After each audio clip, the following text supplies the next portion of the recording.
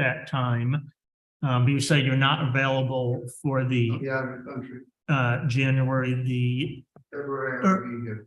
you're not gonna be here in February either. I will Oh, be you here. will be here in February, right? I don't know about this reason. I'll be here. Is it amenable to have to continue to February, We'll do what we have to do. right? In the meantime, perhaps we can have a discussion so that it might ease the decision. Yeah, so perhaps communicating with the solicitor and Yeah, 'cause the I really Regans and But, I mean, coming to that because we won't. Yeah, do you want to come up? Yes. Well, I called. So hold on, you are I'm Joe. John Joseph Regan. Yes, I'm married to her. And I called the solicitor's office to find out what our next steps are, because as I understand it, somebody else brought a lawsuit against our prior owner. I'm not gonna, how can I dissolve it? I didn't bring the suit. It's up to the other party to drop it, as far as I'm concerned, but I don't know, that's why I asked. I called last week and they said they were gonna get back to me, but they haven't. So, yeah, Mr. Regan, so the solicitor's position, the town's position is that under current case law, the pending litigation and the appeal of the initial approval of the zoning variance, that application is considered withdrawn when a new application comes in. So that pending suit, that application that suit is regarding is considered, the application itself is considered withdrawn automatically based on Okay, your new application. okay, And this is based off the case Cardillo v. Phillips. that's fine. So if that's the case, then we should be able to go forward with this. Correct, So. why correct. I'm not not gonna get a forward- legal debate, but that's the town's position, correct. excellent, yeah, The that's my solicitor- understanding. If that's the case, why can't we go forward with this one now? We don't have the same five people. Sorry. Unfortunately, there's Yeah, multiple that's what we moving understand parts. right now, so So, yeah. We're gonna wait till we go to January. What appears Even that if That's dissolved. Well, if you could verify what I think I heard, was that the north side variance, the previously approved one, mhm, will be automatically withdrawn mhm. because of the south side variance being brought by the applicant. That's correct. That's correct. And for good measure, the applicant can testify that she's withdrawing that former application, but under Cardillo, that application is considered withdrawn. Is it the new applicant that has to do that, or is it the board that can withdraw that application because there's no one present? It would be the new applicant. Okay. And then we approve it. And that would make it okay. If you were, yes, if you were to approve the second application, Okay. that other one dissolves. So if this one's approved, or this one's already dissolved because of that application.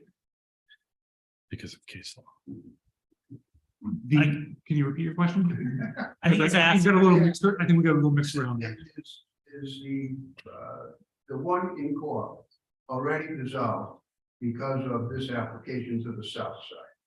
because she already filed the application. We haven't voted on it yet, but is it automatically withdrawn if a new application is filed? Or is it only withdrawn if a new application is approved? Or dissolve that case, like how It does would be that? on the approval that it would dissolve. Okay, so then I think that I'd have to wait until February. Rather than until. That's up to the applicant whether or not you want to That's proceed to January or February. What's that? Because when I connected with the office, I was told that once my variance is approved, the other one is dissolved. And I did not have to do anything other than that. That's correct. Yeah. That's what we're saying. The question Exactly. is whether or not January is the next scheduled meeting. Either we continue at the January, you're the applicant, you ask the board, Yeah, or if you want to accommodate, I believe a neighbor. yeah. I always we want to can- accommodate him. We can ask the board to continue to February Yeah, with the same legal basis as stated. If that is the case, as I stated at the last meeting, I support the current application to the south as long as the north one goes away. And that's what it sounds like it would be. This is all on the record. yeah. So I would, therefore, I had a lot of testimony to go against the south side tonight based on what you're saying, I won't present that or get involved with that, given that this south side is approved. No. And the north side goes away. So you're okay with us putting it to January instead of February? It has to, or as Bill suggested, you can act out of tonight. We can't act Yeah. on it. Yes, and I would be okay, given that everything that we all said here is in agreement, yes. Thank you. So I make a motion that we. Move it to continue with the January. January 18th. I'm okay with that, Mr. Chairman. One quick Yes. question. We have any, we know who the 5 people were that Yeah, have to they be do. there in January. Anyone other than. It wasn't, yeah, so. Thanks. I think all the others were there. It's all on the record, so we just go back to the minutes to see exactly who attended each one, But the- and we'll make sure that those. 6 of the 7 were present. Very good. Thank you very much, Steve, right? Andrew, you should. be Yes, able and to- I'm sure he'll be here next week. Yeah, Mr. Barrett was definitely at the Yeah. meetings. Mhm. Chuck may have been, I believe Yeah, Chuck Chuck was. was. but again, we'll check the record. It just has to be, we only need one other of the 2 that aren't here. It just can't be Mr. Nystrom. Thank you. Thank you. All right, so is there a motion to continue this application, number 2238 to the January meeting? I put it up. All right, so we're on Second. January. There's a second. All in favor? Aye. All right, so your application is continued to the January meeting. Thank you. All right. We'll see when we Happy meet here. holidays and thank you. Yeah, for your time. holidays. And we apologize for not being able to proceed this evening. Thank you. I wish you well. Okay, Thank you for so your time and have a good evening. All right, so that concludes the old business portion of the agenda. So we'll move now into new business. The first matter being application 2245, John Andrews, OBO Dish Wireless applicant. Mussachuck Properties LLC owner, 15 New Industrial Road, plat map 23, lot 130. Request for a special use permit under 3256 to install a 5x7 platform and telecommunication equipment in the commercial industrial zone. Is anyone here representing the applicant? Can you please come forward and state your name and address for the record, please? Evening, Peter Fales, Fales. Work at the same company, Centerline Communications, as John Andrews. Okay, so you can give us a brief description of what you're planning to do Yes. and why there's a need for the special use permit. Yep, sounds good. So the need for the special use permit is the antenna use within the C or M districts, of which this is in the C-M. There's an existing tower owned by American Tower. T-Mobile is co-located at the top, the antennas. Dish Wireless, the other co-applicant here, or the carrier, is looking to put 3 antennas with some associated equipment, some radio heads, which are similar to like an amplifier, and then a voltage protection system up there, and then also use a hybrid fiber cable that will go down the tower on the inside of the monopole over to their one equipment cabinet that they are installing within the fenced area of the tower compound on what's called the moon pad, which does not require any concrete pouring. And it actually uses augers instead. And that is again within the compound near the T-Mobile equipment. So everything on the ground within the existing fence compound, antennas will be below T-Mobile on the antenna, actually not as wide as the T-Mobile antennas as well And so there's an existing special use permit for the For the- tower. facilities that are already there. So this is a modification of that to add additional equipment. Is that accurate? Right, we're issuing, you're asking for a new special use permit to include this extra equipment that you're adding. That is the building permit was filed and we were sent this way. I wasn't sure if it was to modify the existing tower. Special permit, I was under the, Well, I think it's it just- was a new special permit. It's just changing the terms. You already Yeah. have a special use permit, so we need to rehear a special use permit because now we're changing what was previously approved. Yes, It's essentially a new Yeah, special use yep. permit, but you already have one for what's already there. Again, not the applicant, the tower owner and the property owner would, but not, this is a new applicant, so. However that factors. If you're adding additional equipment Correct, to the owner's Correct. equipment that's already there. yes. And this is new capacity. This is not upgrading existing. Whole new site, Dish Wireless, wireless carrier, that's starting to build up their network. Any specific questions on what's proposed? I believe the applicant indicated that the new antennas are going to be below the already existing T-Mobile antennas. That is correct. Okay. About 11 feet center of the antennas difference. Yeah, so if anything, Vertical this is not, separation. so this is not increasing, my understanding, it's not increasing the height of the tower. Nope, It's just increasing the amount of stuff hanging off. correct. Yeah. Would there be any appreciable increase in maintenance activities on site because of the new equipment? Maintenance, it's tough to put a number on it. Depends. I mean, the answer is yes, but it'd be very minimal. Once the thing's up and running, it would, if anytime they want to change the antennas or new technologies down the road, they go through the building permit process. They get kicked back here. Obviously, they see the board again, but otherwise, I think a fair number would be maybe once every 5-6 months, someone might go and have to tinker with something, but otherwise. And that's pretty- it's a guy in a van. It's not a crew in an 18-wheeler. Crew to what? Sorry. From a maintenance standpoint, it's a guy and a van rather than a crew in an 18-wheeler, correct? It would not be an 18-wheeler. It might be a crew with some sort of crane or climbers type thing to get up there, but 18-wheeler is kind of out of the question. And vans are crew trucks. Yeah, so it sounds like the maintenance would be something that would be routine with, not necessarily 5G, but even 4G technology, whatever's existing. It'd be Yeah, comparable. and sorry to be clear. So the maintenance would be if an antenna broke or something. It isn't just preventative maintenance to come out and go look at it or anything. There could be that on the ground, just the ground cabinet, but again, that would be very scarce the amount of times. Any other specific questions at this time? Not for the applicant. Okay, let's go to the public comment. Is there anyone in the public who would like to offer any testimony on this application? Not seeing any.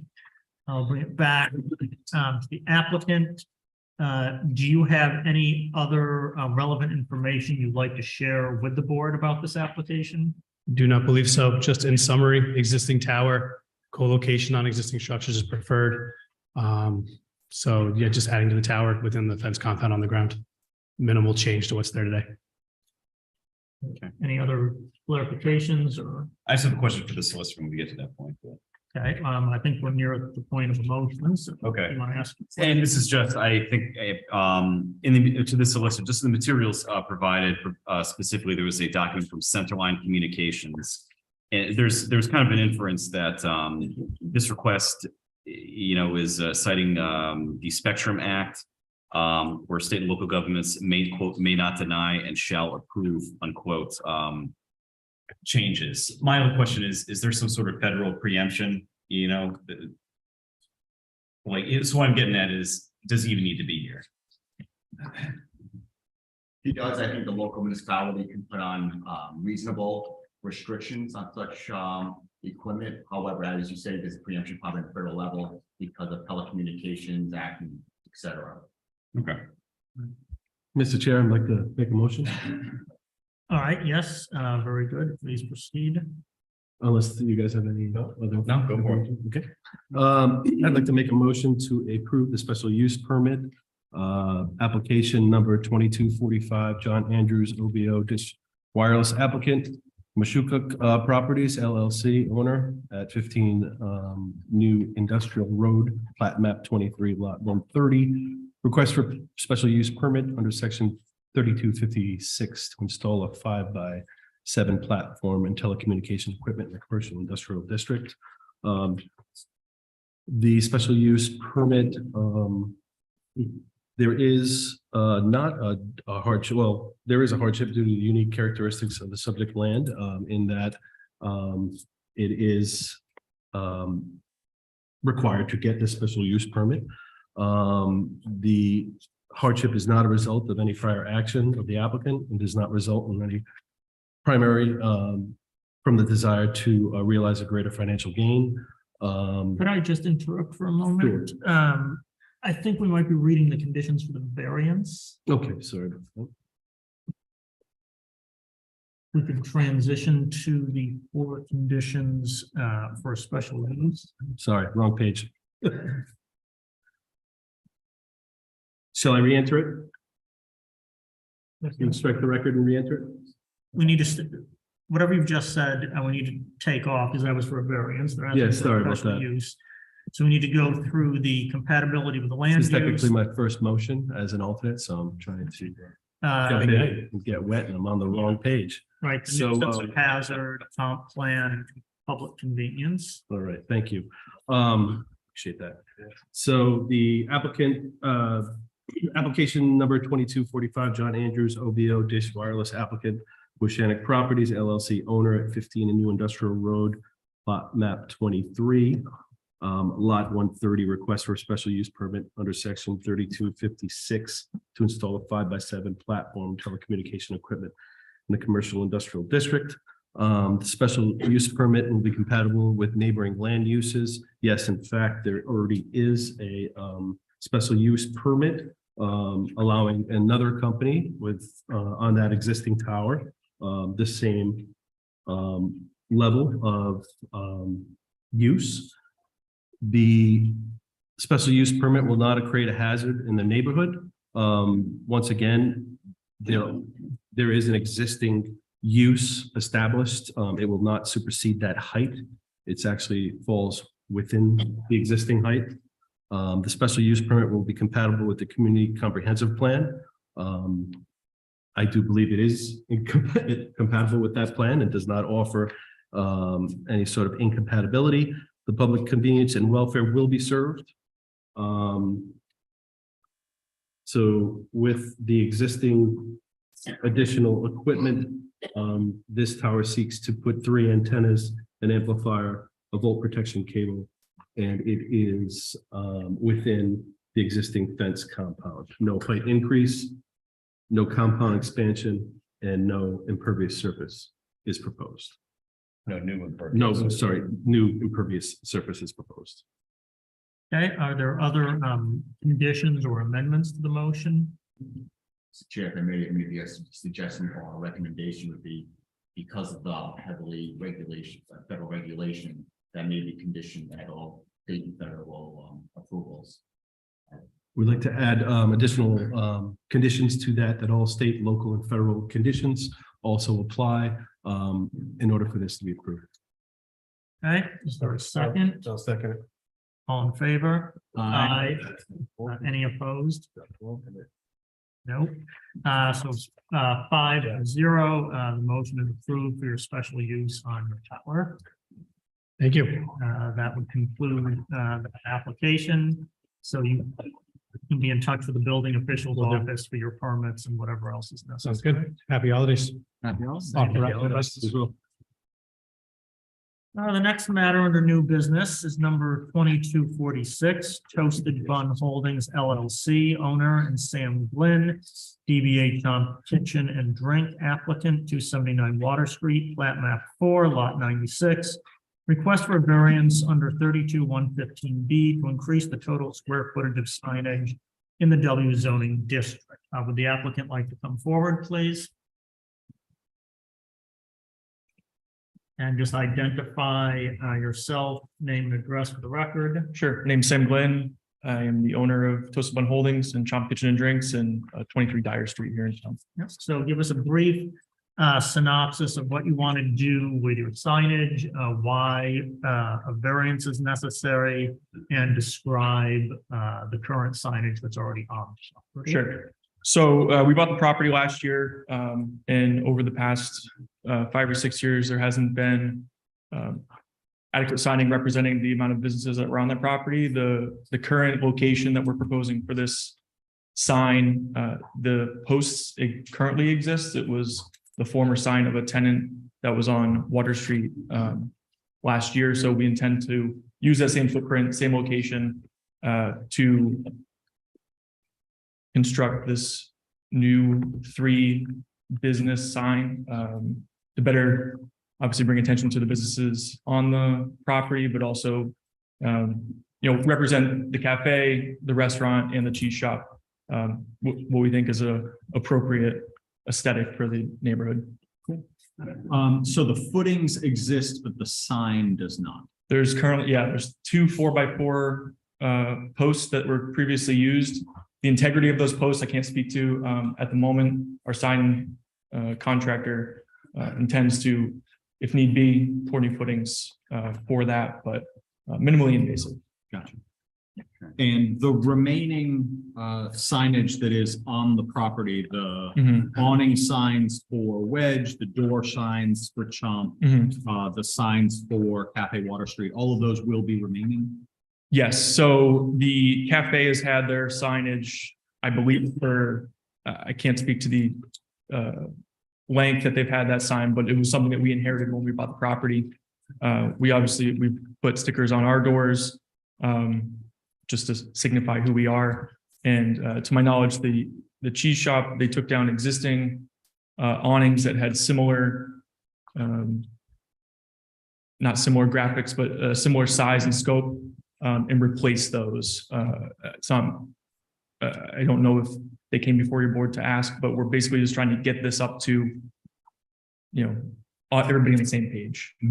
So we started it as this pylon sign, and then updated it with Rhonda to just bring it all forward to get a real thorough understanding of the amount of square footage that's on the property. Yep, that makes sense. And so is the sign two-sided? It is. And so we calculate, so the part that lists the address, the 279 Water Street, need not be included in the calculation because every business is entitled by right to have an address sign. So that portion does not count towards the total signage. Okay. We had taken basically 24 square feet on both sides. It's probably Multiplied it by 2. It's less than, I don't know, I would say it's 2/3 is So possibly 16 square feet on each 16. side. So we'll say that the advertising area of that sign is approximately 32 square feet. Yeah, 18 and 18. In addition to 18, the, 18 is 36. So if you said it was 2/3 of, I mean, this is just looking at the picture that I have on my I mean, application. that looks as like a well. reasonable estimate. it's a 32. I'd rather say 3/4 on the record than 2/3, I guess. Well, the listed square footage for the sign in the application is 48 square feet. So we're dropping it down to 32. Right, so if it's 48 square feet, it's 24 square feet on a side. Yeah. And we're saying 2/3 of it's advertising. Gotcha. So 2/3 of 24 is 16. Just want to make sure. Times 2. Times 2 is 32. Yep. Plus the existing 26.87 is going to remain on the buildings elsewhere. Yeah, that was the calculation that was existing. Yeah, Mhm. and that's all there's no additional signage being proposed on the building. No, there will be some wayfinding signs, but Yes. it's my understanding that that's something that needs to come before the board. Yeah, the wayfinding is not advertising signage. And hours of operation does not contribute towards that as well. Okay. Yeah, so just real quick, as far as it goes for Chomp, are you saying the only signage that will be on the building are those window decals? Okay. Yes. The sign itself, just going off your graphic. Sure. I'm just looking at that as well. Yeah, it's there's no illuminating features on it at all, correct? Do you plan to put anything on? The rendering does not show any illuminating features.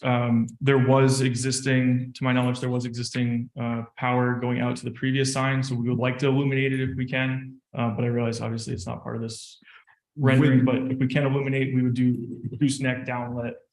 Yeah, within the ordinance, you're allowed to externally illuminate a sign. Right. You just can't have it be internally illuminated. Yeah, it's a wooden sign, so if there is illumination, it'll be externally lit. And we may have conditions about the type of lighting and what the hours are when the light needs to be Yeah. extinguished and things of that. nature. Exterior lighting on most of the property is done with a timer currently anyways, so we could very easily put that into it too.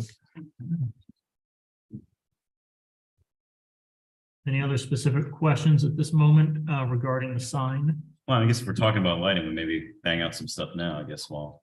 We want to go over what the lighting is, if you plan to illuminate the sign, Jason, do you want to discuss what's appropriate? Yeah, so generally speaking, when we talk about externally illuminating a sign like this, particularly one that's so close to the street, it will be a question of whether or not it's lit from the ground or lit from above. Sure. But the biggest issue is it wants to be full cutoff lighting, so it wants to be directed at the sign. It wants to not be throwing excess light into the sky. And we want to make sure that cars that are driving by on Water Street do not see the lamp that is inside the fixture. Okay. That's essentially like driving past a fixed headlight, and the glare, especially on a street that's as tight as Water Street, can be an issue. Okay. We would also say that because it's essentially advertising signage, the signage should turn off whenever the businesses are closed. So Okay. whatever the latest open business, which will probably be Chomp, whenever Chomp closes business for the night, that will be when that signage wants to Sure. turn off. Yeah. Okay. Those specific points at the moment. Okay, is anyone in the public wanting to offer any testimony on this application? Are you indicating something, sir? Okay, there appears to be no interest from the public. So, Mr. Glenn, we'll bring it back to you.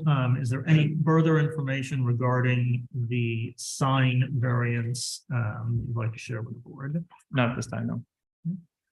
Any other questions or clarifications the board requires? Is someone prepared with a motion on this application? Scissors? I'm still taking notes if you're ready. Yeah.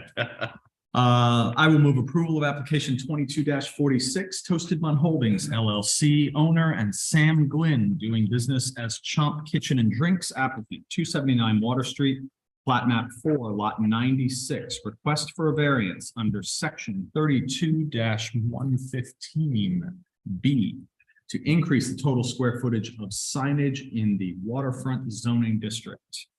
In approving this application with application for variance, we will note that the hardship is due to the unique characteristic of the subject land or structure. This is a multi-business large lot on a relatively cramped section of Water Street. And as such, appropriate signage to denote all of the various businesses present on this property is necessary. We will note that the hardship is not the result of prior action of the applicant. This lot has always been a cramped space, and there was existing signage in this location previously, which will now be replaced with larger and more accommodating signage for the three businesses present. Granting this variance request will not alter the general character of the surrounding area. As noted, there was a sign in this location previously, and the sign being proposed seems to be aesthetically in line with similar signage and the overall tenor of the architecture and styling of Water Street. And we will note that the relief being granted is the least relief necessary, as this will allow for oncoming traffic to be able to find the businesses that are present on this property relatively easily and plan ahead in order to be able to make the turn off of Water Street in time to do so without causing additional traffic or congestion in the neighboring area. We will further note that if this variance were not to be granted, it would account for more than just a mere inconvenience, as these three businesses present on the property would not be adequately advertised at the street, and paying customers would not be able to find them. In approving this variance, we will note that the sign as conceived is not internally lit, which is in line with our signage ordinance. We will put restrictions on this variance that if it is to be externally lit, that lighting needs to be full cutoff. The actual light source within those light fixtures must not be visible to oncoming traffic in either direction. And that lighting must be timer controlled so that the signage lighting will turn off whenever the latest opened business on the property closes for the evening. We will approve up to 59 square feet of total signage on the property. That is 32 square feet for the two-sided new signage proposed and 27 square feet of existing signage that is already on the property. Are there any other conditions or amendments to the motion? All those in favor? I'll second the motion. Oh, sorry. Yes, Mr. Nyström seconded. All those in favor? Aye. Aye. Any opposed? Okay, so the motion is passed 5-0. Thank you. Obtain your permits for the sign. Thank you. Good evening. The next matter under new business is application 2247, Navigant Credit Union, owner and applicant, 560 Main Street. Plat map 5, lot 46, request for a variance under section 3278 to allow the handicap ramp within the front yard setback and from section 3286 to encroach within the allowable vision of clearance at corners in the W zoning district. The applicant present. Someone representing the applicant like to come up to the Mr. podium. Chair. if I Yes. may, while the applicant is getting to the podium, this once again is affected by federal law. Oh, I was going to give So- that speech. Oh, that's my first question. The ADA. In fact, correct. In fact, you still apply the standards that we normally apply. However, I would say look at those standards through a lens of reasonableness. And basically, the zoning ordinance has to be reasonable considering what they're looking for in order to get compliance with the federal law. So that's kind of like the lens on, gotta be reasonable, but apply our zoning variances and special use permits standard. So basically, there was no mechanism for us to deny the right to have a handicap accessible ramp because it's required by federal law, but we can provide reasonable conditions on the applicant. So if you'd like to identify yourself, please. Good evening, everyone. My name is James Drake. I'm the Vice President of Facilities for Navigant Credit Union.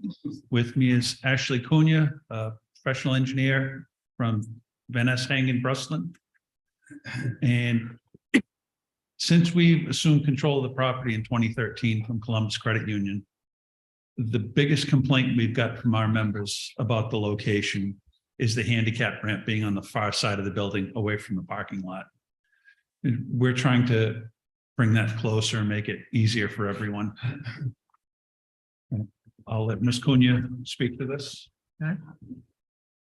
We're asking for the two variances. As he said, the parking is on the south side of the building, while the existing ramp right here is on the north side of the building, which is not easily accessible to handicapped individuals. To comply with ADA, we need to have accessibility from the existing parking spots. So in order to do that, we've located the ramp in orange here. So there's direct access from the parking spaces to the front of entrance. To do this, we had to place the ramp within the front yard setback. We are also within the vision clearance for Green Street and Main Street. I would note Green Street is a dead end, and the ramp is going to be a wood ramp and railings with posts. So there will be some visibility through the ramp at the corner. This is with the characteristics of the neighborhood. I would also note that a lot of the buildings along Main Street are built up to their property lines. You can actually see this one here. So it's going to maintain the characteristics of the street. Obviously, we're not proposing a building or a solid structure within the front yard setback, but there will be visibility, as I said. So basically, we're trying to comply with ADA and federal regulations and provide access for the American Disability Act. Could you just explain, so it's on the record, why the ramp needs to be the length that's shown? Sure. To comply with ADA regulations, you need to comply with the slope limits. So in order to get up to the elevation of the existing entrance to the bank, we need a certain length to make up that elevation at the limits of slope to allow for accessibility. So in order to achieve that length, we have to wrap it around and until it can get to the main entrance. And the ramp that you've designed is the minimum length that would be It is. needed to accommodate the required slope It is the minimum length that we would require to meet the slopes and the required landings. and the required landings and the railing. Because we are using the minimums, maximum slopes. And it's just, no, go ahead. Oh, I'm sorry. Is it true that the current handicap ramp is also parallel to the ATM and traffic that moves through? It is. Which creates a hazardous It- environment It definitely. for anyone navigating with Yep. that disability? And this existing ramp will be removed. And this ramp will match the existing ramp and match the characteristics of the existing porch, which complement the existing building. So currently, anyone who is handicapped would have to park in the spot, then go around and compete with traffic to the same location. Right. No, they're not really competing with traffic before. Not compete with traffic. Well, just but- in the sense it of would- navigation through the same Right. area and space. A little bit on that note, can you describe what the encroachment into the vision clearance here would be? It seems like that placement is pretty far away from Green Street to be any sort of a turning visual hazard. It states in the bylaw that nothing can be located within 2 to 2.5 feet above existing grade within, I think it's 30 feet from the right of way. And this ramp is within 30 feet. I will say that it's the railings that are within this 2 to 2.5 foot area. Okay. So there will be limited visibility through the railings, but it is still in the vision clearance. Isn't the building itself within 30 feet? I mean, it looks like it from. Yeah. It is, but it is, it's setback with rolls away from the setback, so. You have the full sidewalk there. Yeah. So that you have that visit, you can see cars coming and going on. But like I said, there are adjacent buildings that are built all the way up to the property line, so they're in the front yard setbacks, and it's hard to see through a solid structure. So in your opinion, as a professional engineer, do you feel that this accommodates safe entrance and exit Yes, and doesn't pose any hazard to traffic? doesn't pose any hazard to traffic, and it's necessary to provide ADA accessibility to the bank. I'll just note too, just from my own personal experience, with that part of the neighborhood, just the way Green Street intersects with Main Street as shown in the diagram, it is at an angle. So, which actually is, it really is not that, I don't foresee this being a visibility issue. It's not a perpendicular right angle intersection. The way the angle is, it's actually visibility is going to be, I think, very good there. Agreed. And again, for just being in this part of the town, aesthetics do mean something.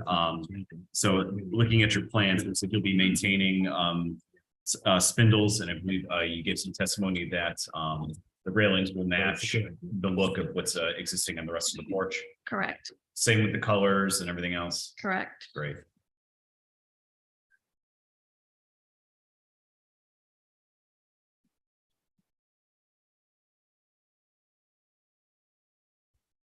Are there other specific questions for the applicant at this time? Is anyone in the public present who would like to give any testimony on this application? Not seeing any. In fact, the applicant, is there any further information you'd like to share with the board regarding this application? I don't believe so. Okay. Any additional questions or clarifications from any board members? Someone prepared then with a motion on this application? Mr. Chair, may. Yes. Again, we're not sure if this property sits within the Warren Historic District. So can we recommend or suggest a condition? If the property is in fact in the historic district, and then they need to go before the historic commission to get approval for. Okay. And we'll make that determination once you have the building official's office. Sure. Building official is the one that sent us here. Correct, and we just bring up the issue now, and we're not 100% sure whether or not it's in the district. Very good. Thank you. So we'll just include that condition. Mhm. So is someone prepared with the motion? I can make a motion. Okay, please do so. I move approval of application number 22-47 Navigant Credit Union, owner and applicant, 560 Main Street, plat map 5, lot 46. Request for variance under section 32-78 to allow a handicap ramp within the front yard setback, and section 32-86 to encroach within the allowable vision of clearance at corners in the Warren zoning district. In granting approval of this variance, we find that the hardship is due to the unique characteristics of the subject land or structure, and not to the general characteristics of the surrounding area or to the physical or economic disability of the applicant. There's been some materials provided and testimony provided by the applicant showing that, in this part of, downtown, if you will, many buildings are close to the streets. And really you can, if you want to have any sort of expansion, you're going to come within those setbacks. We find the hardship is not the result of any prior action of the applicant and does not result primarily from the desire to yield greater financial gain. Again, the testimony has been given that the sole purpose of this is for the construction of a new wooden ramp, the purpose of which would provide better ease and more importantly, safety to the Navigant Credit Union's members. The current existing ramp is on the opposite side of the building from the parking lot, and there's been some testimony given that involves quite a bit of travel for those bound by a wheelchair. So that the sole purpose for doing this ramp is to ease public access to the structure. We find that the granting of the variance will not alter the general characteristic of the surrounding area, and the request conforms to the purpose and intent of the Warren zoning ordinance and comprehensive plan. There's been testimony given today that the old ramp will be demolished, and the new ramp, when it's built, will be designed and finished in such a way to blend in with the existing porch with the spindles and color scheme that the current existing ramp holds. We find that certainly the American with Disabilities Act requires us to approve such a request, and we therefore do find that this request is well within the precepts of the comprehensive plan and the Warren zoning ordinance. And lastly, we find that the relief requested is the least relief necessary. There's been testimony given by the architect that the dimensions for this ramp as provided are the minimum necessary to achieve such a ramp. And that's based on a calculation for achieving the proper slope landings and other regulations provided by the ADA.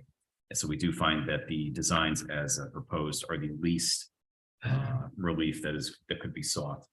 And should this variance not be granted, we find that this would become a hardship that would be more than a mere inconvenience. Again, there's been ample testimony provided that that we are required to, under the American with Disabilities Act, approve increased handicap access. But again, this comes down to a safety issue and convenience for the members. By placing this new ramp close to the parking lot, it's going to be much easier, much safer for members to access the building. And lastly, as further conditions, there's an indication that this structure may be within the historic district. And if it's found that this building is within the historic district, that approval be achieved from that board prior to the issuing of the building permit. There's also a condition that both state and federal accessibility requirements will govern the construction of this ramp and will comply with those requirements. Anything else to add or amend? Okay, is there a second? Second. All in favor? Aye. Any opposed? Okay, so the motion is passed 5-0. So you can meet with the building official to arrange determining about the historic district and whatever permitting needs to be done. Yeah. Thank you all very much. Thank you this evening. Next matter on the agenda is application 2248 Waterfront Revival LLC owner Ellen Antonelli applicant, 64 Church Street, plat map 4, lot 71. Request for a special use permit under 3253 to allow for retail sales of goods and products as an accessory to a permitted manufacturing use in the waterfront district. Would the applicant like to come forward, please? Just identify your name and address, please. Hi, I'm Ellen Antonelli. And your address is, 64 Church Street. all right? So please give us a description of business that's presently operating there and what accessory sales you're planning to. Sure. So I make leather bags by hand on a sewing machine. It's quite simple. I've been doing it for 10 years. So I make leather bags and leather accessories. I sell only online. I'm not planning to do any retail at all. Sometimes I will have perhaps a client come in and we discuss a design, but I'm not planning to do any retail. So sorry, the application was for retail sales of goods and products, and you just said you're not doing any retail. I'm doing online retail. She needs a special use permit to sell things online. If she's gonna use a facility actually for manufacturing, then it's a change of use in terms of now you're operating a e-commerce type Okay, retailer. so you're not having any walk-in retail. No. It's all going to be virtual retail. Mhm. Okay, so continue with your description, please. So I guess it's because it's also a it's a production company because I produce the goods. So perhaps that's also what the application is for, that I can manufacture my goods in this location. You already are manufacturing the goods, is that Yes. correct? And you've been there, you said, for 10 years? Oh, no, not there. No, I've been doing my business. I'm new to Warren. So sorry. So you're not, how long have you been manufacturing in this location, if at all? Just since this summer, since Since the September. summer. So you Yeah. moved into this and you're manufacturing your products, and that was allowed, and that was already permitted? No, So- no, Because it you've got wasn't. a permitted manufacturing use, so the manufacturing was already permitted, is that correct? I believe so, yes. All right, so the manufacturing was already allowed. So the only thing that needs to be changed is now, in addition to manufacturing, you want to sell your products in an e-commerce platform. Okay, so the manufacturing you're all set with, it's just that you want to sell the goods. Yeah, you want to make it a one-stop shop, so you make your bags from the store and then you can sell them there as opposed to going at home and selling them at home. That's pretty much. So it sounds like. So just describe in the process of selling these goods online, what would be the traffic for pickups to get the packages by Yeah. shipping companies, what kind Yeah. of vans, trucks? Yeah. So I mostly I ship with USPS right now, but I'm about to have an account with DHL. So there will be a DHL truck, if possible, to come and pick up packages. As far as I only ship out my goods. It will be very rare cases when a customer is going to come and actually pick it up. Now, are you only running out of one of these units? Or the Yeah. building? All right, which unit are you running? out of? Unit 1. Oh, go ahead. Right, so you're gonna discuss your tax would be on the other units and what they do. Are they all manufacturing in it? Do you know the businesses that are in the other units? Can Yeah. you tell us what they do? Accounting. And a lab next to me. And a constructor who only has it as his office. He comes in once in a while. So let me ask the solicitor, are there parking requirements for retail, even though it's e-retail? I mean, technically, the ordinance has requirements for retail, but this isn't a customer. I would say no, as she indicated, nobody's gonna be there and look at a display of items. It's kind of a hybrid situation. I'm thinking maybe somebody can even go in and pick up an item that's ordered online. So it's getting a hybrid, which is not very clear to the audience, but I would say that the parking requirements are not required. Do you have any dedicated spots that are? I have 2 spots. 2 spots, Mhm. so you can only use 2 spots. If it changes it to retail, like full retail, then you'll have to come back. Okay, Yeah, so it may be something that we can kind of make a carve out and say this is specifically just for online. yeah, online. Well, she's limited to 2 spots anyway within the lease. of the building. So you wouldn't be able to use more than two spots in that space anyway. Well, unless you renegotiated a lease, but that's That's a whole other. a different animal. Yeah, and just adjacent to that is a marina that often lets the town park ad nauseum. So other businesses use it. Right. Is there an off-street area where the DHL truck or other pickup truck can go? Because we don't want the truck driving up on the sidewalk like a lot of these sort of things. I understand. Guess that's something I can figure out, and I can even have it at my home address.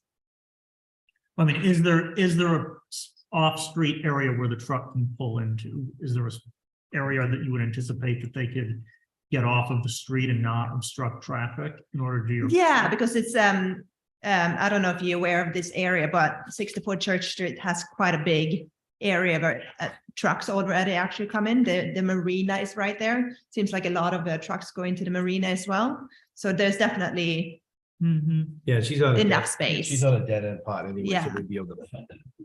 So an acceptable condition would be that any trucks that come to pick up your products can't obstruct traffic on the street, and they can't pull onto the sidewalk either. Mhm. And what would be the typical hours during which those pickups would occur? 9 to 5, 9 to 5, and how many days a week is that? 5 days, 5. Monday to Friday. And that would be the same hours when a customer could come in their own vehicle potentially to pick something up. Yeah.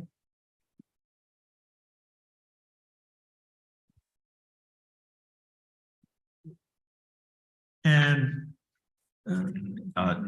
Question for the applicant. I know this is just for retail sales, but do you anticipate any sort of measurable increase in waste or garbage or trash from doing retail out of the site as opposed to just manufacturing? There will be more recycling, but not more than there's room for. It doesn't seem like anyone is actually putting anything recycling right now. So the bin that is there is easy to, yeah, that's all I need. That's another problem, but that's it. Yeah. Okay. And the bin, do you use town bins? Do you have a private trash company for all that? Whatever the building is using. Okay. Yeah. the trash service. Seems like the town bins. Yeah. Yeah, the big blue bin. Yeah. Mhm. So the building provides receptacles for any waste or recycling, and you utilize those. for Yeah, business. yeah, and it's cardboard, just boxes coming in, cardboard, nothing else. Okay.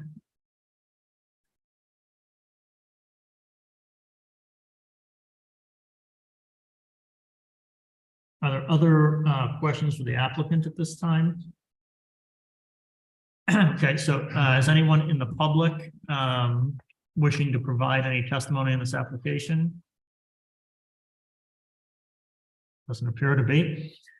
Do you have any further information about your online retail business you'd like to share with the board? Thanks. Any other conditions or clarifications from any board members? Is someone prepared with a motion on this application?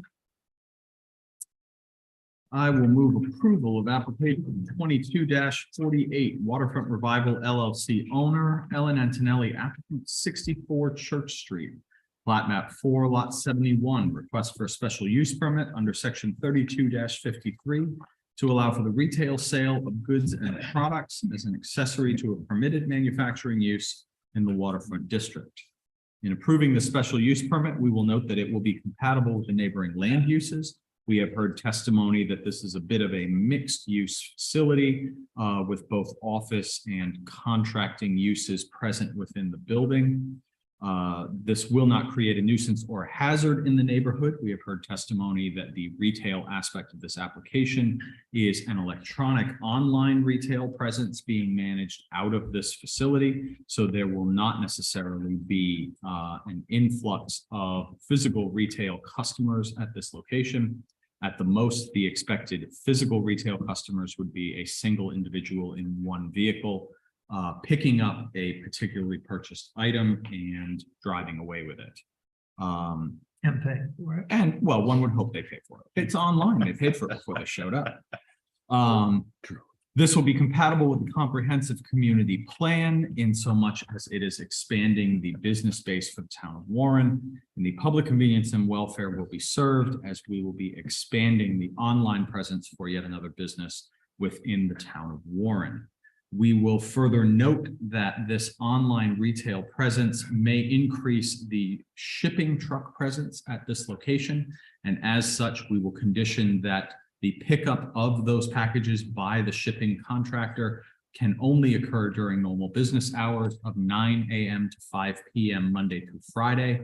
And during the process of picking up those packages, the trucks cannot obstruct traffic and cannot obstruct any of the sidewalks in the area. Right. Second No, motion. sorry, we're just gonna also memorialize that the retail parking requirements are not applicable, because this is an e-retail situation only. Sorry, were there other conditions? No, it was just seconding the motion. Okay, all right, so, motion is seconded by Mr. Francis. All in favor? Aye. Any opposed? Yes, the motion is passed 5-0. Enjoy your business. Hopefully, it does very well. The next matter is application 2249, Jeffrey Smith, owner and applicant, 14 Barney Street, plat 3, lot 71, request for a special use permit under 3228 to allow for the lot coverage to be increased to 34% and a rear yard setback of 14 feet 11 inches in the village business district. Is the applicant present? So come forward. You're both going to testify if you both want to identify your name and address. Yeah, I'm Jeff Smith, 14 Barney Street. Okay, and you are, Hi, Vincent Pacifico. I am the designer and I prepared the documents. and where are you from? Bristol Pacific Vision Studio. Okay. So Mr. Smith, you want to describe what it is? You want to have your I'm design? gonna let Vincent go through, Okay, and then I've got a couple of things to add. Yeah. okay. Okay, so I just want to, just looking at the agenda real quick, I just want to, it does say special use permit. It is actually a dimensional variance. I just want to clarify that that was put on the agenda Hold correctly. on. Was this advertised as a special use permit? The chair, reading it, it does say special use permit. However, it does specifically say relief is looking for rear yard setback of 14 feet 11. So could any reasonable person reading this? Correct. I think that we can amend on the floor. Also. Okay, so we're going to recognize that the relief is for dimensional relief, is not for a special use permit. Thank you. Just wanted to clarify. Okay, so if you want to go ahead and explain why you need dimensional relief on this property and what the hardships are, and describe what what are the dimensions you're seeking and how much they differ from what is required. Okay, thank you for having me. So the scope of the project is, this is a house that was built, it's on Barney Street, it was built originally 1890. It's a single family home. It's consisted of a main gable, and you can see on the southwest part of the property, there's a small addition that was definitely done some point in the 20th century, the early 20th century. The small addition in the back is definitely makes the living inside the house a little bit difficult as far as it consists of a kitchen, a small half bath on the first floor, and a small second, full bathroom on the second floor. All are somewhat, if we could say, I guess, dysfunctional and a little bit, they're very small, making it difficult for someone on the first floor to actually, use the facilities.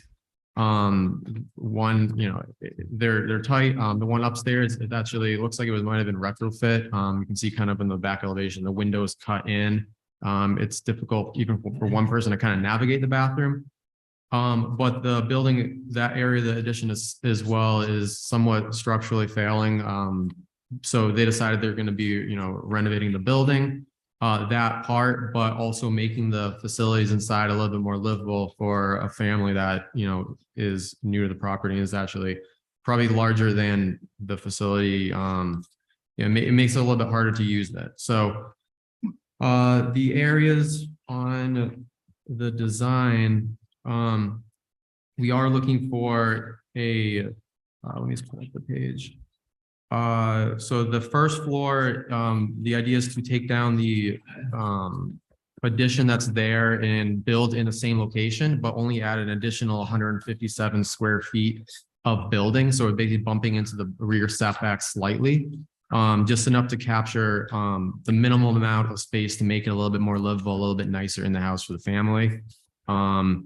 There is going to be a little stair going out to the backyard. There is a stair right now coming out. It's kind of unsafe. When you come out of the laundry room, you bear right, and you come down. It wouldn't meet code now. So we're looking at doing a small little wood step coming out to the rear yard. There actually is no house just west of the property. It seems like it's an open lot, so it's not really getting closer to anyone else's house per se.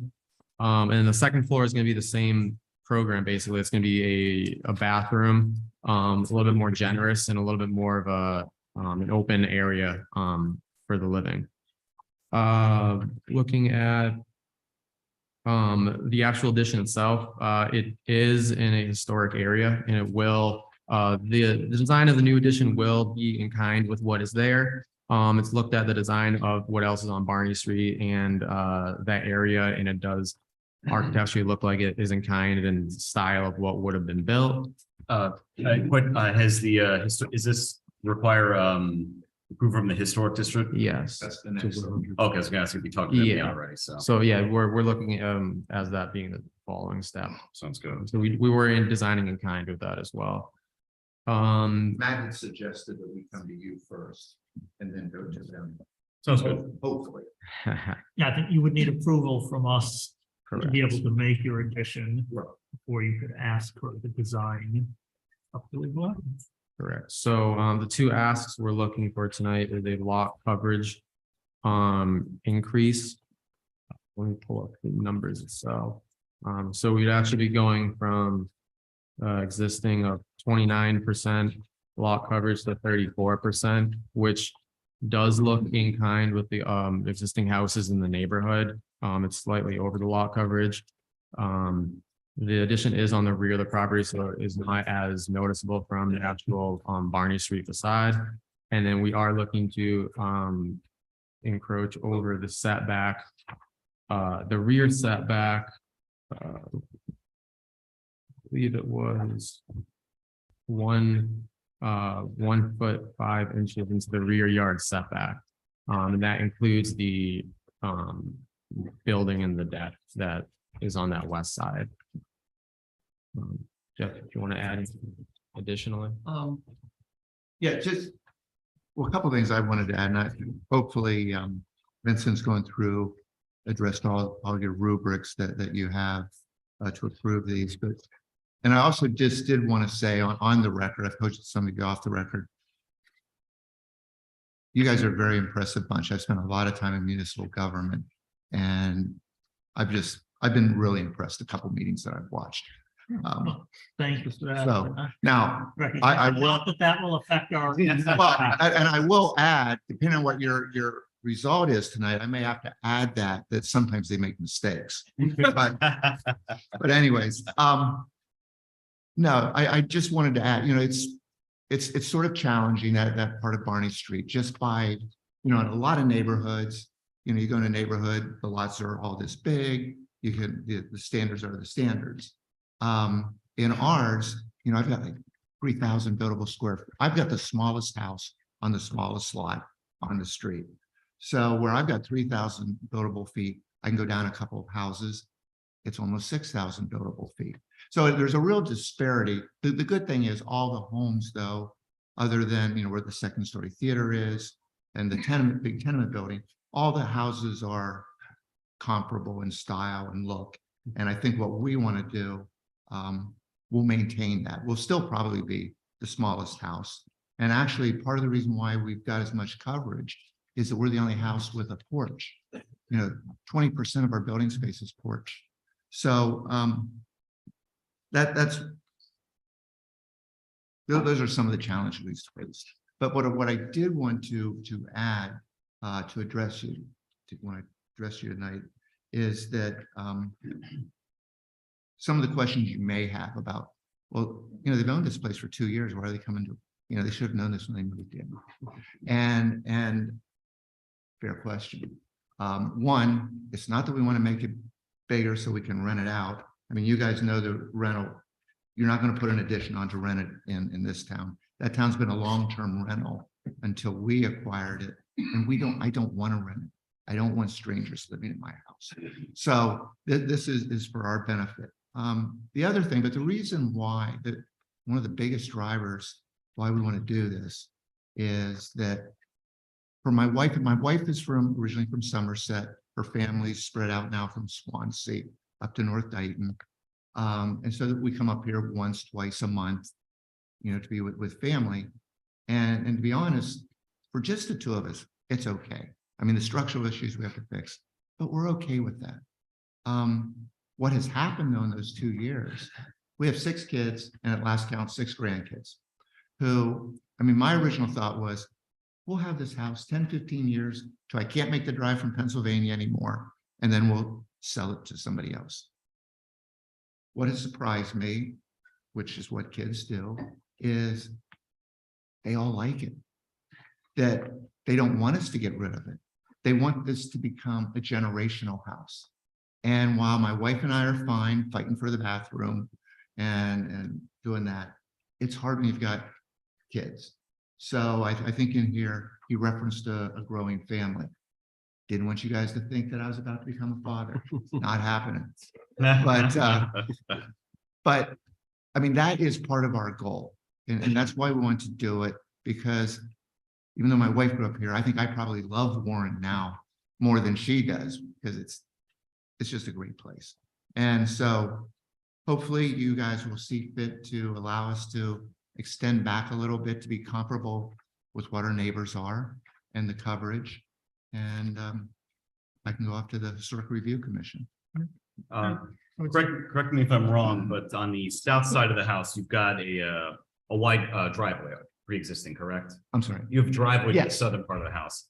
So is it, and I understand that the northern part of the house is pretty close to the property line already. So really the only place if you want to do any sort of addition is out the back, correct? Yes.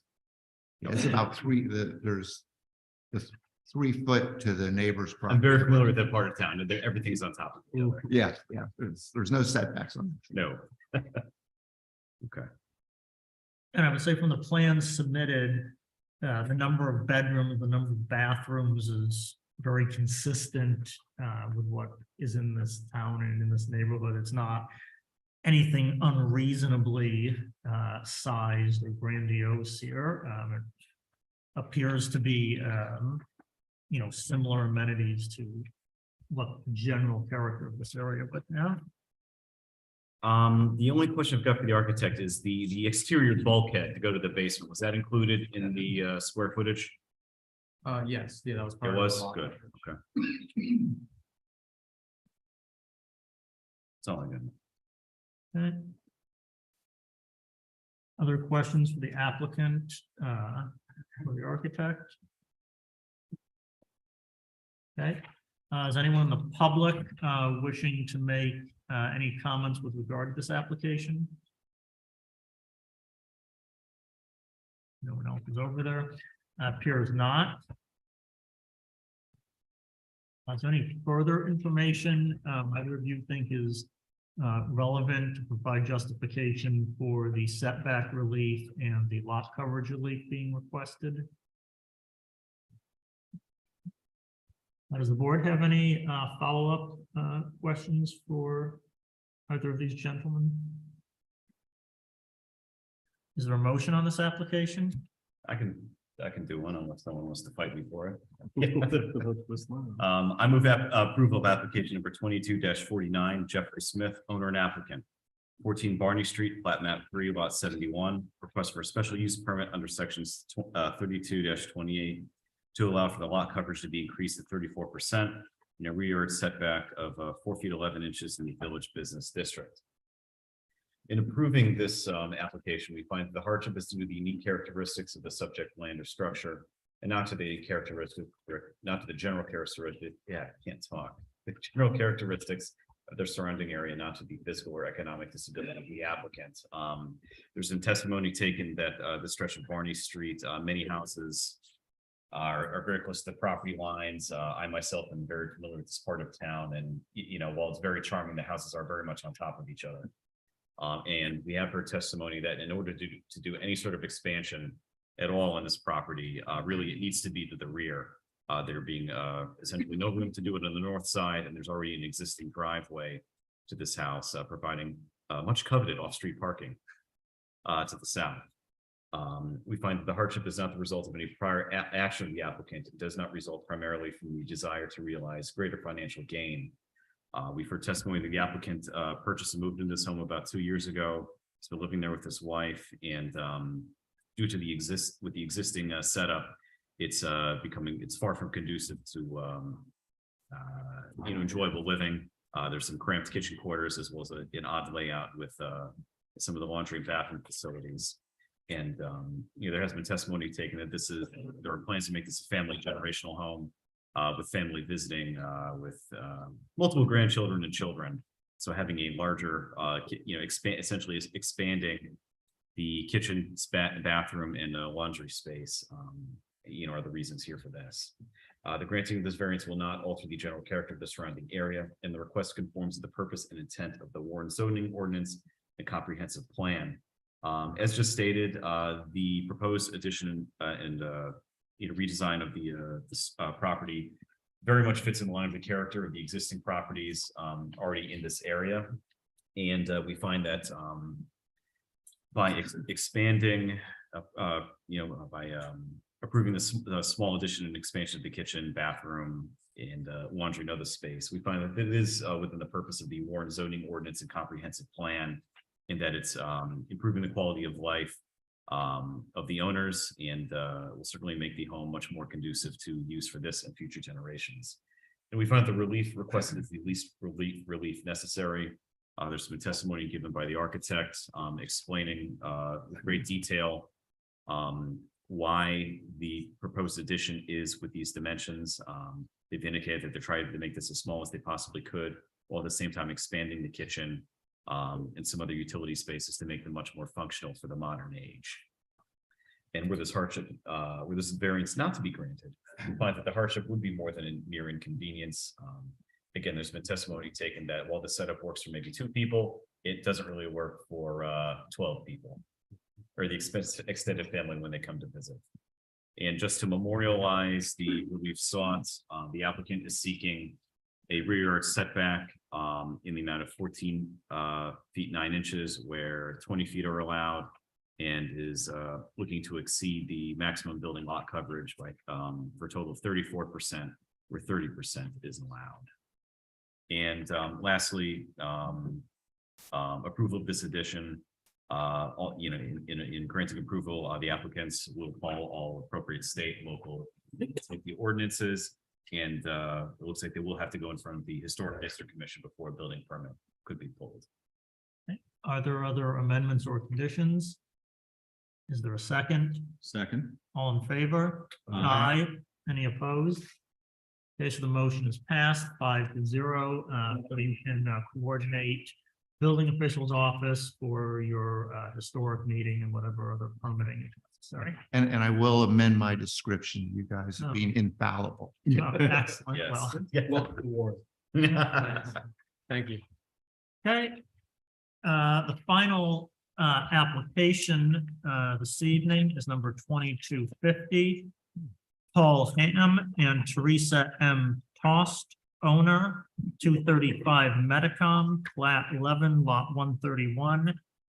Request for a variance under 3288C to allow for an accessory structure within the 3-foot setback in the R6 zoning district.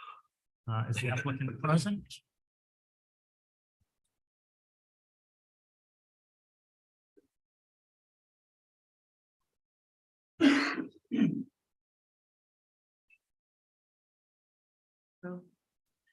Okay, Good evening. If you want to identify yourselves, I'm Teresa Tosti Ham, yes, the owner of the house. and you Paul are, Ham, 235 Matacom. all right.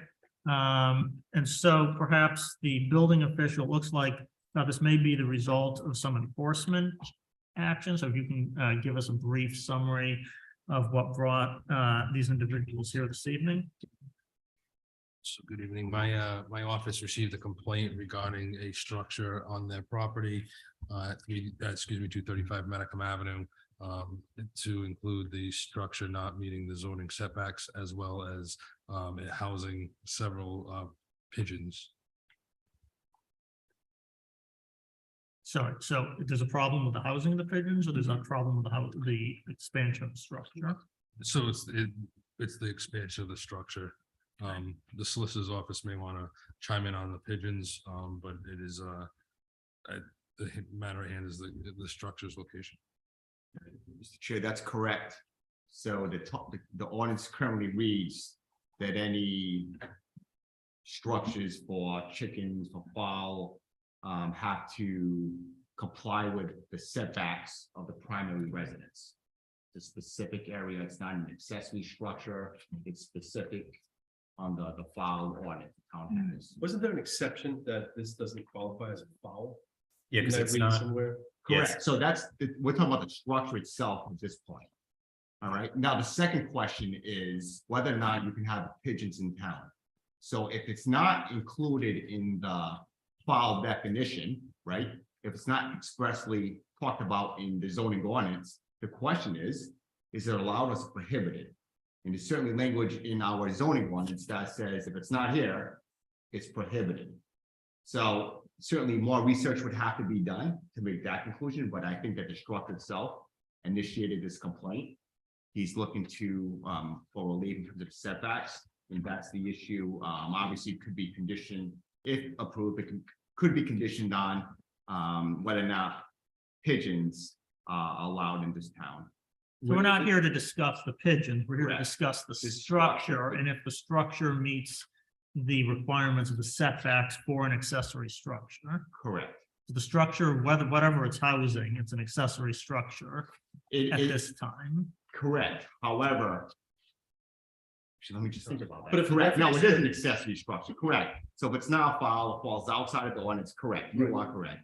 Therefore, it's an accessory structure, and depending on the size of it, certain setbacks are allowed. And because it's over 120 square feet, it would need to be 10 feet from the property line. Yes. And what's before us is it's only 3 feet from the property line, which is not in line with the ordinance, given the size of the structure. When was this structure erected?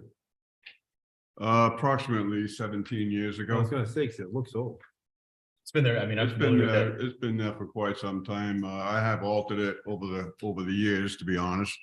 You know, I'm retired now. I raise pigeons. Okay, that's what I do, obviously. And how long you been doing that in this structure? I'm sorry. How long you been doing that in this structure? How Se- long have you? For 17 the years? entire 17 years. The structure was built pretty much for that reason. So are you in the current process of presently expanding this structure? No, sir. And that's where the problem started. I imagine you folks have seen the photos. That wall I built there, what I'm trying to do is improve the conditions within the loft, to improve the health of the birds. The only way to do that is to get more light and more air in the loft. So my idea was, since it faces south, was to erect a 4-foot wall and put Phylon clear panels. I just want to change the roof out and get rid of the flat roof and put a sloped clear panel roof to get sun and air into the loft and make it warm and bright and dry. So you're modifying, so you want to modify the design of the structure, but you're not changing how close the current structure is to the property. No, sir, I'm not altering the footprint at all. So the footprint that was installed 17 years ago is the same footprint you're going to keep, or you would like to keep. Yes, Right, sir. you're not changing that. So there's no record of a permit for this structure from 17 years ago? No, we have nothing on file. There was no permit.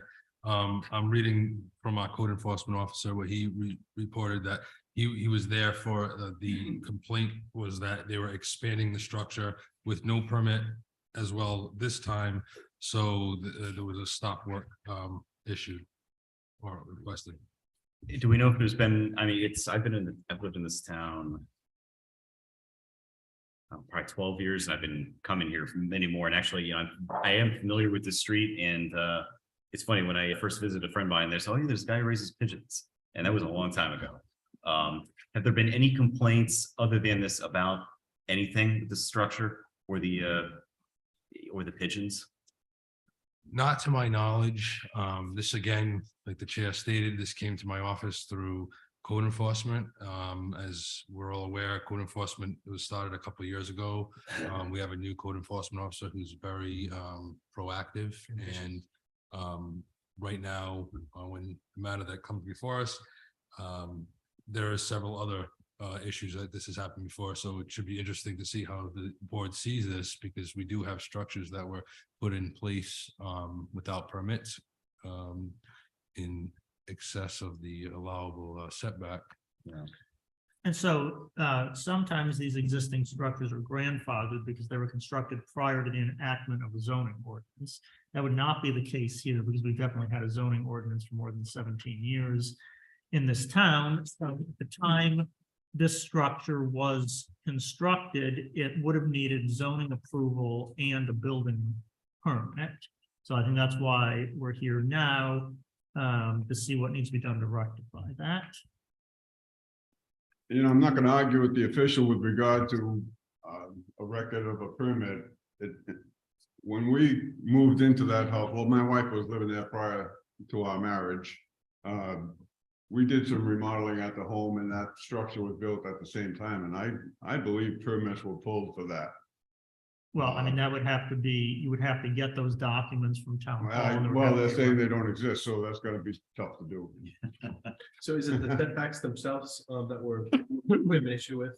It sounds like there's Not the size, right? Well, it sounds like there's a two-step issue. There needs to be determination of what's to do with the pigeons, because we're not dealing with. Yeah, it's just the structure, I think. well, I thought my understanding was that if we decide they're not foul, they don't have to. We're not, I don't think we're Yeah, I think deciding we make anything that about. determination that this is just an accessory structure. Okay, just make it all right. Correct, because in fact, pigeons can possibly be allowed in an accessory structure, and it doesn't fall within the foul language. I mean, it could be a workshop, it could be a storage shed, it could be anything. We're addressing it as an accessory structure. So there's two questions about the structure.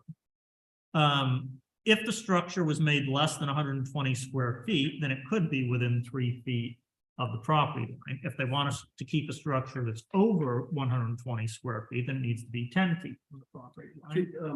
In a previous meeting, did we hear that they were allowing sheds to be built that were 20 by 10 without a permit, as long as it met with the setbacks? That's the only reason why I brought up the size of it. And I know at that point in time, that wasn't the case, but is that the case now? So under the new adopted building code in the state of Rhode Island, any accessory structure, 1 story, under 200 square feet, is building permit is not needed. However, it still has to meet the local zoning ordinance. And I just want to say for the record, the applicant, he came in and we spoke about this, and he was very, very cooperative with us. That's why we're before you tonight. And it's an unfortunate situation, because when we didn't really have code enforcement, and people were building structures, and now this is before us. So if a building permit for the type of structure was required by the code at the time it was constructed, but is now not required, does he still need to go back and pull the permit because it was required at the time it was built? That's a question for the solicitor. Is it just for the setback? Because that's what I was trying. Well, no, he doesn't have a permit. He never got a permit to just construct the structure. But regardless. if the construction of the structure is now moved because it's under that 200 square feet. Yeah, but he built it at the time a permit would have. That's the question. Is it or not? So Yeah, And and he's it's not over building- 200 yeah. square feet. He's not building it now. He's not building the structure now. At the time he built this structure, the code required that a permit be issued for that structure to construct it, whatever size it was. So the question is, it's a two-part question here. One, is he going to be required to go back and get a permit? Because at the time it was built, it was required. And two, is going to get zoning relief because it's not compliant with setbacks. So if it. My interpretation would be if, in fact, we're gonna make this legal, right? And it's over 200 square feet, then you would have to obtain a building permit. What is the square footage? 280. Gotcha. So I would say. So it's a yes, you moot need point building even if we permit. get, sorry. So it doesn't matter anyways, whether it's today or. So- Trying to make the point of. So if- I don't do the math. Yeah. if I could, the way we've done in practice is that when a issue like this comes before my department, we act as if this is a new structure built today. That works kind of a double-edged sword because now they have to meet the code of today. So if you have a structure that was, say, built in 1970, code was different. The applicant would pull a permit. I will go out and do an inspection, and the inspection would have to meet today's standards. Yeah, so the structure has to be inspected under the current building code. And would have to be modified if necessary to comply with the current code, just from a building code standpoint, which could be a separate. This is also the Building Code Board of Appeals. So if there was something that was cited by the official that you would have to do to comply with the building code and you didn't agree with that, you would have the ability to appeal that to this board if we were sitting as the building code board. But tonight we're sitting only as the zoning board. So the matter that we're determining is if relief should be granted for this structure with respect to the setbacks. So could you explain why this accessory structure must be in this location and could not be located such that it is 10 feet from the property line as required? Well, that's right. We have a relatively small lot, 5,000 square feet, 50 by 100 roughly. To move the loft 7 feet further into our yard would take up the majority of our backyard. We do live alone, but we entertain our grandchildren on weekends, and you know, we'd like to have our yard. I mean, could the structure, instead of being, sort of this way, so if you slide it towards the house, it's taking up a large area, could the structure have been constructed in the other orientation? Either way, it's not ideal for us to move the structure 7 feet into the middle of the yard to facilitate a 10-foot buffer. I mean, I understand the laws of the laws and so forth and so on. But Is this structure on a slab? no, sir, it's on blocks. So it doesn't have a permanent foundation. No, sir. And there's a wooded lot that's adjacent to that. The area behind us is a wooded lot to include wetlands, and it goes over by Malix Liquors and all that. So it's a big parcel. I don't know exactly how it's broken up, but it's an empty lot that you would think no one cares too much about until you try and do something along the line there, but that's neither here All nor right, there. so we have a letter here, right, from Mr. Floor, James Floor of 21 Meadow Street. And his objection is that, well, one, you don't have a building permit, which we've discussed. And secondly, he's saying that the structure is only 3 feet away from his boundary line. So he lives directly behind you on the vacant wooded lot. No, I sir. think that's Directly an- behind me is a vacant lot. He lives several lots to the south. Well, he says that in this letter, it says, number 2, they're only 3 feet away from my boundary line, which is supposed to be 10 feet.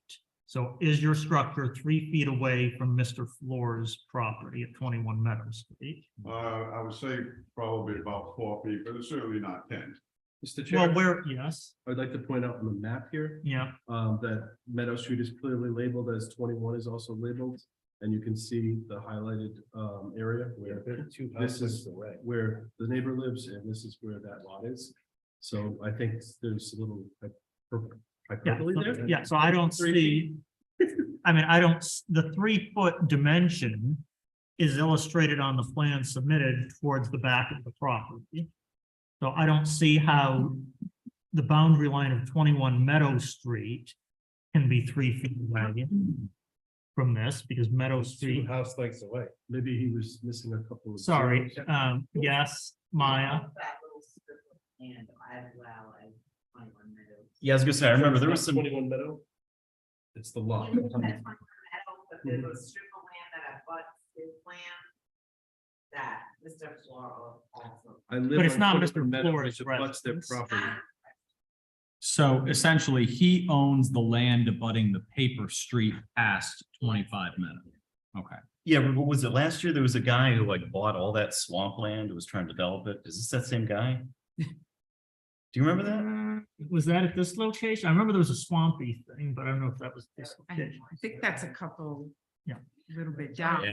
All right, so What I'm getting at is, yeah, it seems like it's like there's nothing there, but some people actually own that, so. Yeah, people own it, but there's no homes there. all right, so the complaint from Mr. Floor, more specifically, it's not that it's 3 feet away from the boundary line of his residence. It's 3 feet away from the boundary line of a wooded lot that he also owns.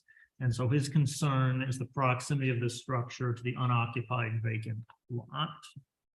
Okay, so as a matter, we can mark that Exhibit A from Mr. Floor, the letter apparently received on December, apparently received today at the building official's office. So we've noted that Mr. Floor is complaining about the structure being 3 feet away from the property that he owns, vacant lot behind the subject property. Yeah,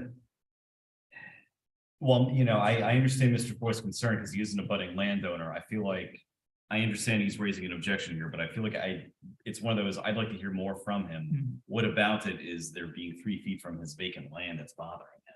Yeah, I think we need to know more about what is the hardship he believes he's suffering. Because generally the purpose of, well, generally the purpose of setbacks is to separate one home from another, a garage not being too close to someone else's house. Given that this land is vacant, Especially with zoning, you know, as we dealt with a lot of the TWISA projects, it's geared towards safety, public safety and wellness. If there's clear vacant space, I'm not discounting Mr. Floor's concerns at all, but I think it would warrant some fleshing out. it could, or a site visit may be required to observe the conditions to see what kind of negative impact this may be having on this lot. Chair, if I may. Yes, Maybe a solution would, if it's possible to, I'm looking at the structure, it looks like a couple different pieces to it. Is it possible to just kind of chop 80 feet from it? 81 feet, therefore making it 199 square feet as an accessory structure, therefore it would fall under the 200. Oh, that's interesting. Is there any? well, that would still, we still have a problem though. The permit wouldn't apply if it was smaller, but the setback is still a problem. Because we have 120 square feet for 3-foot setback. The 200 is a building code thing. So if it was smaller than 200 square feet, it could potentially be in compliance with the state building code, but it still would not be in compliance Unless we can split. unless you can make it even smaller. Just trying to be creative with a solution. Can I ask a question? Yes. Is that lot behind, is that lot buildable? We or have is it lot- swamp? It's on a paper road, so there's a potential there that they could probably. Is it wetlands? Can we find out if it's wetlands or if it's has a? Well, again, a site visit may be necessary with more information. I mean, if we continue this, I mean, the site's there, but they can still continue until we make a verdict. like Yeah, it's- because the action, Right. I mean, The it's in action- process. yeah. It's in So I would process. continue and let them do what they're doing and do a site visit and continue it to the next. And if I may, I mean, if we could do whatever we can to help them, I mean, they've been working with us and, you know, and we've tried to look at different options as the solicitor just did. So, I mean, if we can somehow Just, So I think a site visit would be appropriate, particularly if we're discussing like, is the structure movable? Could it be made smaller? The photograph is not necessarily revealing all those details. Seeing the structure in person and its proximity to the adjacent property and observing those conditions may be conducive to informing our opinion with regard to these setbacks. Yeah, no, and I'm very sympathetic to the applicants. I agree, and I'm thinking a site visit would be helpful because I think it would be good for me to kind of take a look at things, but I think it would also be a great opportunity for the abutters to actually get in there, take a look at it, and we can kind of raise some concerns like, okay, what is the problem here you got with this, The funny, actually not funny, but so his property, we have a 6-foot privacy fence separating our properties, number one. Okay, and with regard to abutters, I have a couple of them that were, concerned enough to take time out of their lives and come here on Christmas week and attend this meeting. If you want to hear. No, Sure. I think, yes. How they feel about the loft, myself, the birds, whatever questions you'd like to present to them, they're here. And it's funny that, the abutters are fine with things. It's the folks, the other Okay, folks. so I agree. I They're think here if you'd like to extending- speak to them. Extending this out to a site visit isn't gonna tell us anything more than it is on stilts. It's not on concrete.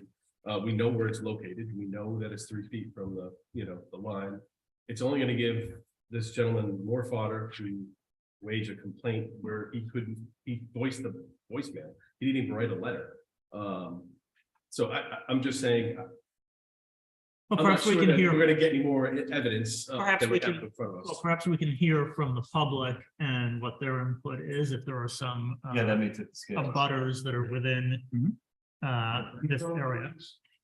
So if one or the other gentleman would like to come up, please identify your name and your address and state what your proximity is to this property. Good evening, everybody. Even.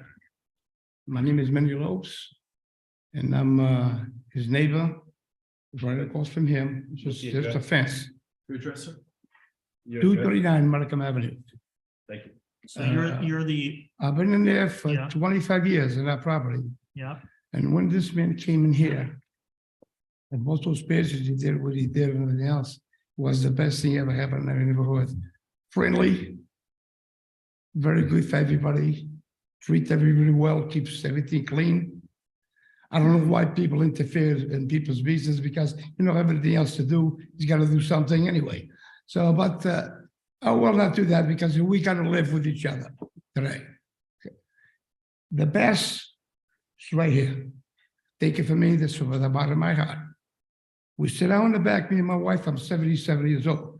We love to see the pigeons come home and everything else. We enjoy it to be there. We got the enjoyment like this because of people like that. And it's very, very hard to listen to people who have nothing to do except interfere with everybody's business. Instead of his business, get himself a home, watch TV, and leave everybody else alone. That's all I have to say. Thank you so much. so I'd just like to ask you, as a neighbor, are you experiencing any hardship or see any hardship that's being caused by the structure being only 3 feet from the property? Not at all. So you find that, Not your at all. opinion, you're comfortable with the distance? I'm very comfortable with what he's doing in there. What he's trying to do, he's not trying to build anything, because what she says she's building, he's not building.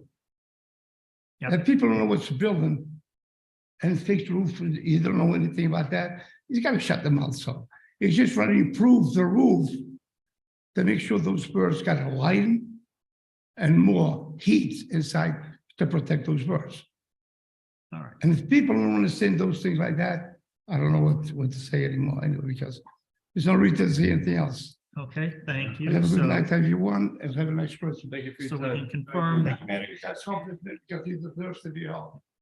okay, so we can confirm the neighbor at 239 does not see a problem with the proximity of 3 feet to the Is property. he another about?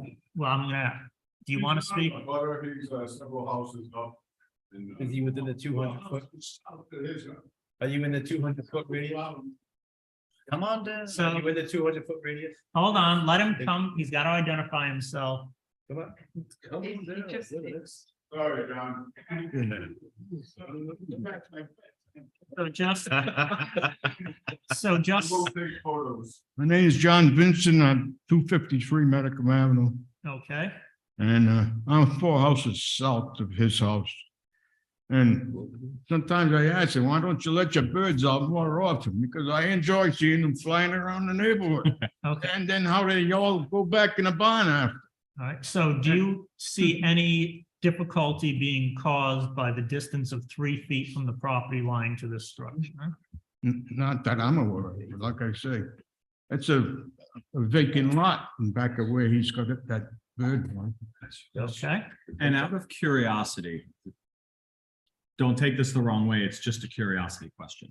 From what I'm seeing on the map, you have an accessory structure in your backyard, correct? I've got a 3-stall garage. Okay. Is it closer than 4 or 5 feet to the back property line? I would say it's about 4 feet where this Mr. Floor put up a chain link fence. I was gonna And say, it- your property is directly behind 21 Yeah. Reading Street. Has he ever given you any complaint about your garage? No. Okay. No. He used to give me a complaint because he says my roof was falling apart, so I had to remodel the garage. My shingles were going in his yard, so I had to do the roof over. okay, Fair enough. okay.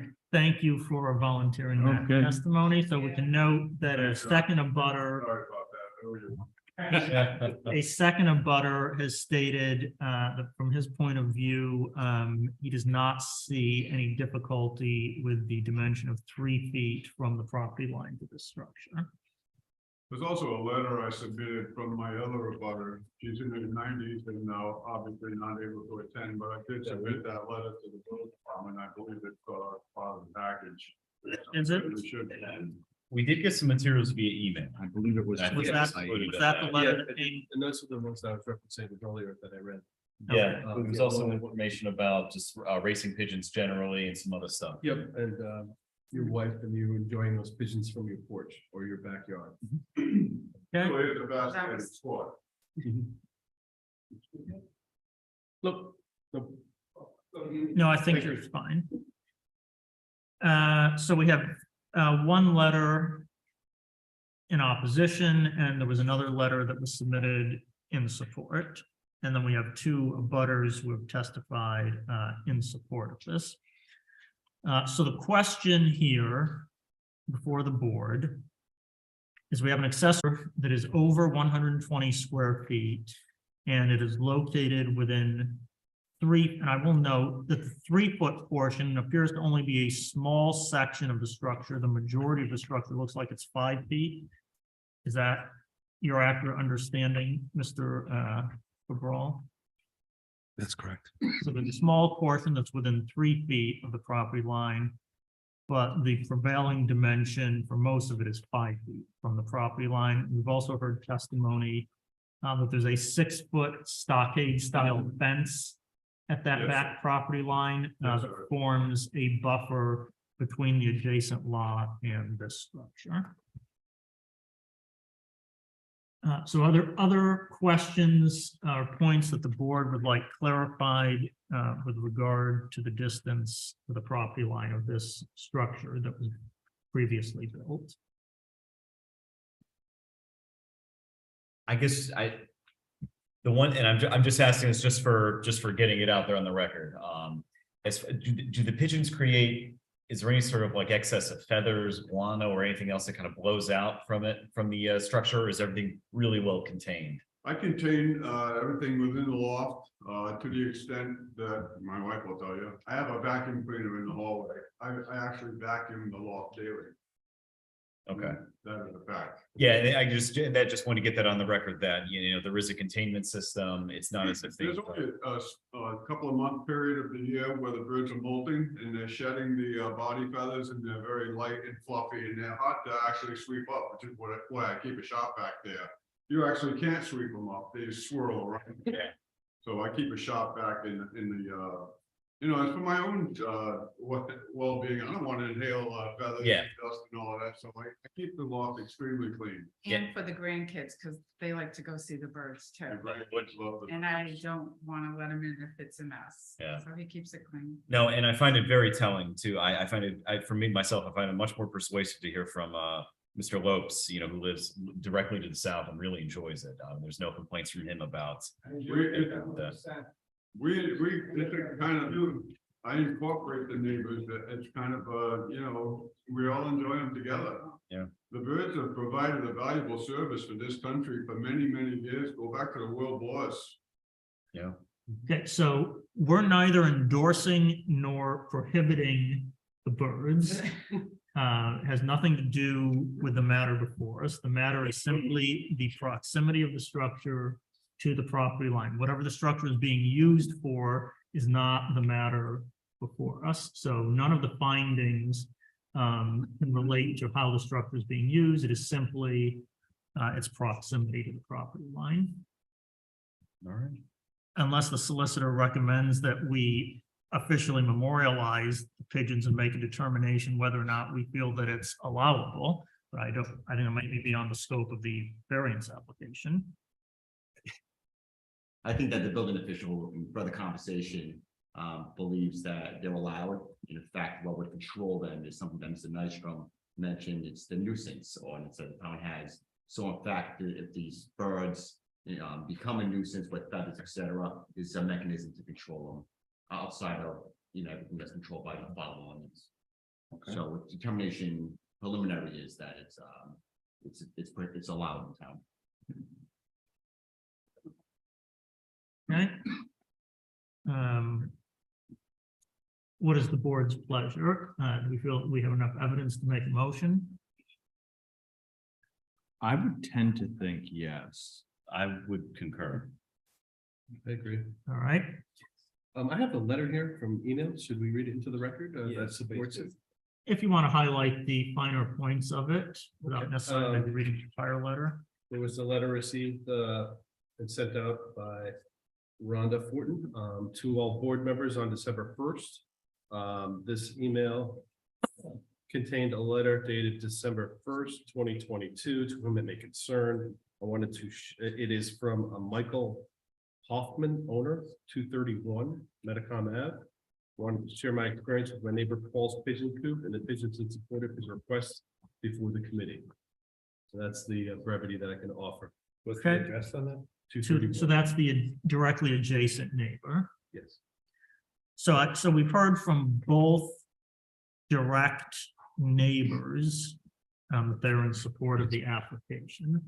And the vacant lot behind is opposed. An additional butter. And one additional abutter within the 200-foot radius is also in support, although he does not abut the property directly, but is within the notification area. So if we feel that we have enough testimony and evidence, is someone prepared with a motion with regard to the 3-foot requested setback for the accessory structure in excess of 120 square feet?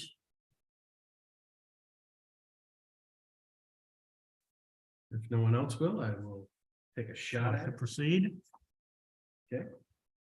I make a motion to approve application number 22-50, Paul Ham and Teresa M. Toast, Ham, owner, 235 Metacom Avenue, plat map 11, lot 131, request for a special, a variance, a dimensional variance or setback variance.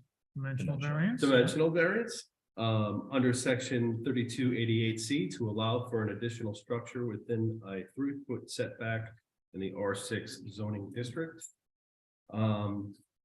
There is a hardship due to the unique characteristics of the subject land and structure, not to the general characteristics of the surrounding area, and not due to the physical or economic disability of the applicant. The applicant states that his land mass is about 5,000 square feet. And this building is located in a spot where It makes it beneficial for him and his family to enjoy the rest of his yard. Moving it any closer inward would erode that use and therefore create an even worse hardship on the family. The hardship is not a result of any prior action of the applicant and does not result primarily from the desire to realize a greater financial gain. Granting of this variance will not alter the characteristics of the surrounding area, and that this request conforms with the purpose and intent of the Warring zoning ordinance and comprehensive plan. It was noted that this building was erected 17 years ago. The relief requested is the least relief necessary in order to facilitate an environment intended for its use. Additional standards for use of variance. There's that. So this dimensional variance is a hardship and more than just a mere inconvenience. Again, as stated, moving it any closer or relocating it would substantially reduce the owner's ability to use the premises as intended for family use. And it is for those reasons that I support the motion. Okay, and I would just say that the findings of fact are based on the documentation submitted as well as the testimony received by letter and in person from 3 people within the notification area that stated they were in support of the application and did not find that the proximity to the property line was creating any sort of nuisance or hazard in the area. Any other special conditions or amendments? Second it. Hold on. I will go ahead and read into the record or just remind us of the record. It is the applicant's testimony that he does believe there would have been a permit pulled for this construction as it was folded into larger renovations that were done at that same time 17 years ago. Unfortunately, the town is not currently able to find any record of the permit for either the building of this structure or those renovations, which municipalities being what they are does not seem to be out of the realm of possibility. But I think from that, we can certainly take from the testimony of the applicant that this structure would have been built in good faith 17 years ago, even though that is not something that can be materially demonstrated at this time. Okay, are there other conditions or amendments? Is there a second? Second. All in favor? Aye. Aye. Any opposed?